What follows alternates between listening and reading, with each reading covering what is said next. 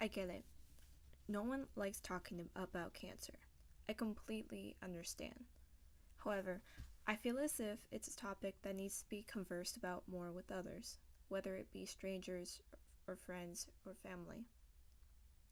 I was one of those who didn't want to talk about it, especially after March 4th, 2015, the day my mom, a healthy middle aged woman who rarely ever got sick, was diagnosed with stage 4 colon and liver cancer. During that time, though, I suppressed a lot of emotions I felt about the whole thing. Emotions and thoughts I wouldn't even begin to know how to explain to my friends. I never told them that for a week I bawled my eyes out when I visited my mom in the hospital. I never told them how my mom couldn't promise me she would stay alive for a longer time. And I couldn't tell them I had to cover my ears after her surgery because she was screaming in pain. I couldn't say anything because I didn't know how. But now I do. The piece I created was something I thought about all year long.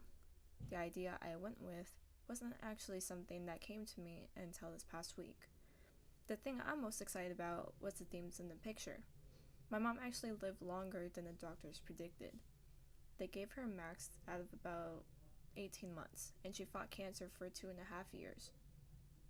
My mom was a warrior, no doubt. It baffled me to still see her bake, cook, clean, etc. while she was still sick. She was a tough cookie. She worried about others more despite her situation, and oftentimes she would ask me if she's been selfish, and I would just be stunned. The major theme in my piece is good versus evil, or my mom versus the cancer. In the piece, there is a clock in the background. The time reads 8:03, the time my mom passed away. But the clock is there for a second theme, which is the fight against time, or trying to beat the clock.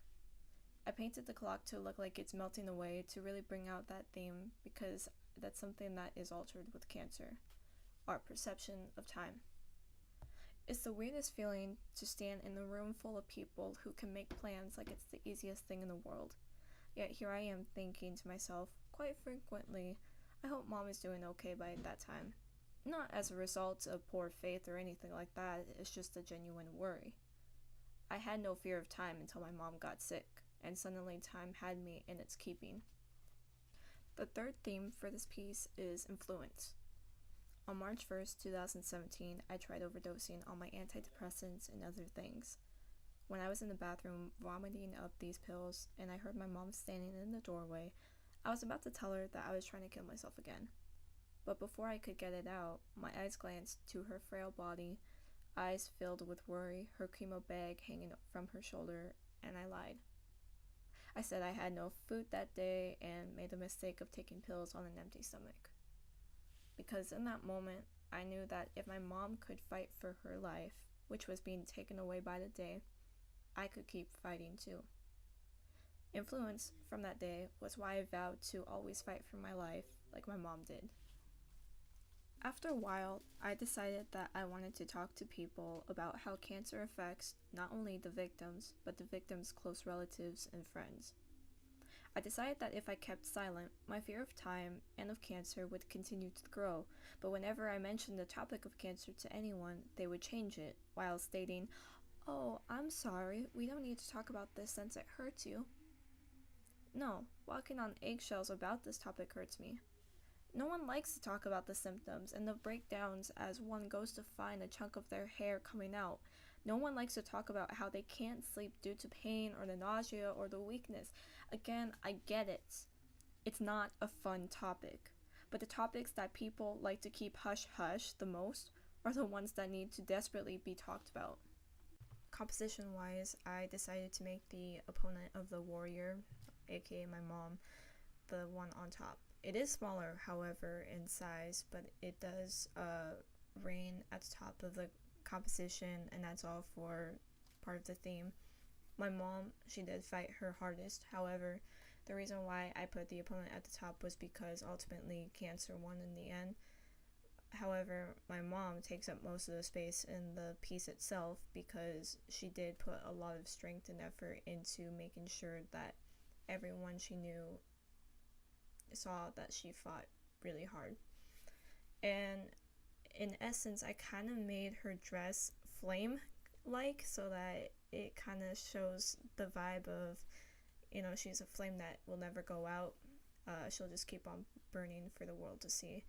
And I think ultimately that's really what she was to this world. Fun facts about the piece is that it's actually a mixed media piece with over 10 layers of paper. I use watercolor, tissue paper, ink for this, and it is all posted on a matte presentation board. It took a long time to develop this piece. Just the layout itself took me a day to plan out, and everything after that kind of fell into place. It was hard at times and a challenge, but I think it was definitely worth it in the end. Definitely one of my most favorite pieces I've ever created, and it was all for a good cause. As I wrap this video up, I just wanted to take a moment to say thank you so much for listening and watching this. I hope that you got something out of it. I know it's a bit weird to talk about cancer, I guess, this much, but it's needed.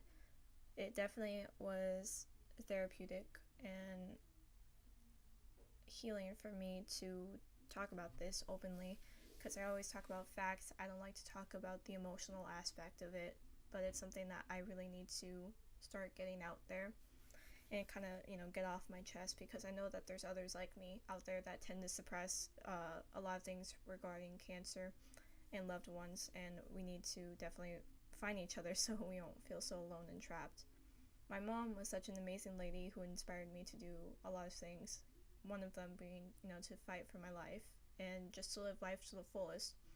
I intend on keeping my promise to her, which is that I'm going to tell everyone I meet and the whole world about her and who she was.